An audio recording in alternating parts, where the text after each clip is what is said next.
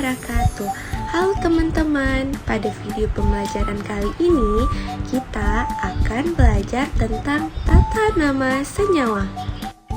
Tahukah kamu apa yang dimaksud dengan tata nama senyawa anorganik? Nama senyawa anorganik merupakan cara sistematis yang digunakan untuk penamaan senyawa anorganik sesuai dengan rekomendasi IUPAC. Senyawa anorganik secara umum relatif sederhana dan dikelompokkan ke dalam senyawa biner dan senyawa poliatom. Pertama, tata nama senyawa biner. Senyawa biner merupakan senyawa yang tersusun dari dua macam unsur. Penamaan senyawa ini didasarkan pada nama unsur pembentuknya yang ditulis secara berurutan sesuai dengan penulisan rumus kimia atau lambang senyawa, dan akhiran dari kedua unsur tersebut diganti dengan ida. Senyawa biner adalah senyawa yang hanya terdiri dari dua unsur atau dua jenis atom. Misalnya air H2O yang terdiri dari atom hidrogen dan atom oksigen, dan garam dapur yang terdiri dari atom natrium dan atom klorida. Dan senyawa biner ini terdiri dari dua jenis, yaitu senyawa kovalen biner dan senyawa ionik biner. Pertama, senyawa kovalen biner. Senyawa kovalen biner ini terdiri atas unsur non-logam dengan non-logam. Karena ini senyawa biner, jadi terdiri atas dua unsur.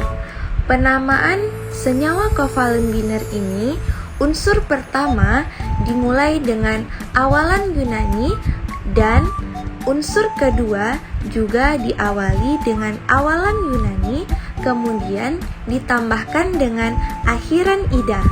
Bilangan awalan Yunani adalah yang menyatakan jumlah atom penyusun senyawa. 1 mono, 2 di, 3 tri, 4 tetra, 5 penta, 6 heksa, 7 hepta, 8 okta, 9 nona, dan 10 deka. Awalan Yunani 1 atau mono pada unsur pertama tidak perlu disebutkan. Selanjutnya, mari kita perhatikan contoh-contoh berikut ini. Di antaranya adalah CS2. CS2 merupakan salah satu contoh dari senyawa biner. CS2, unsur pertama terdiri dari karbon yang berjumlah 1. Unsur kedua terdiri dari sulfur yang berjumlah 2. Mono pada unsur pertama tidak perlu disebutkan, sehingga penamaannya adalah karbon disulfida. Contoh yang kedua adalah CO. Unsur yang pertama yaitu karbon dengan jumlah 1, dan unsur yang kedua yaitu oksigen juga dengan jumlah 1, sehingga penamaannya adalah karbon monoksida. Kemudian, contoh yang ketiga adalah Cl2O7. Unsur yang pertama yaitu klor dengan jumlah 2, dan unsur yang kedua adalah oksigen dengan jumlah 7, sehingga penamaannya adalah diklorheptaoksida.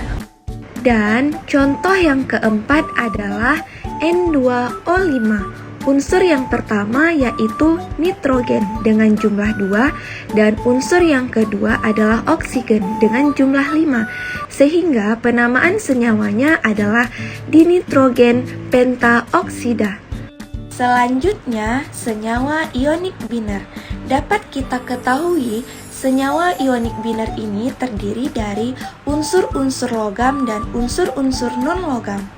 Senyawa ionik merupakan ikatan antara ion positif atau disebut juga dengan kation dengan ion negatif atau disebut juga dengan anion. Nah teman-teman, yang pertama kita akan membahas tentang bagaimana penamaan senyawa ion untuk logam yang terletak pada golongan utama.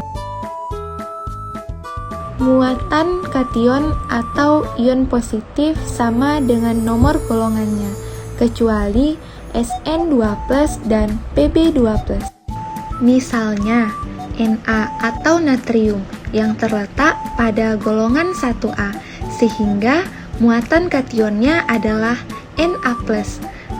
Kemudian Al atau aluminium yang terletak pada golongan 3A, sehingga muatan kationnya adalah Al3+.